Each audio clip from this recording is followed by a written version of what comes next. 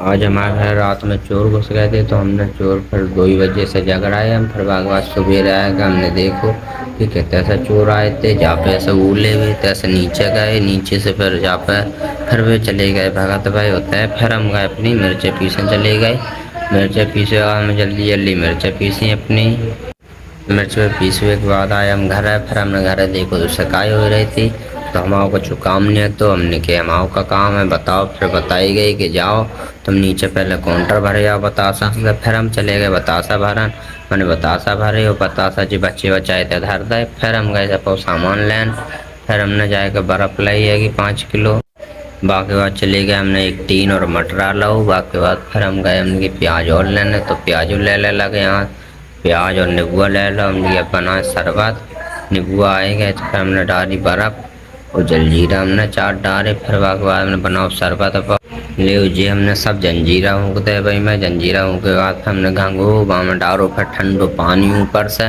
बाकी बाद फिर हमने चेक करो हमने कैसो तो नींबू नहीं डरो। फिर हमने बाकी बाद नींबू डालो पाओ।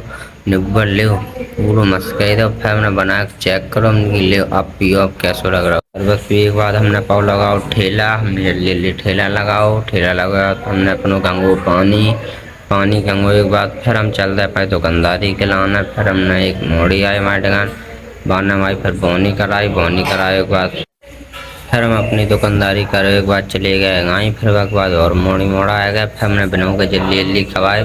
फिर खवाए खूब के फिर हम चले गए आगे।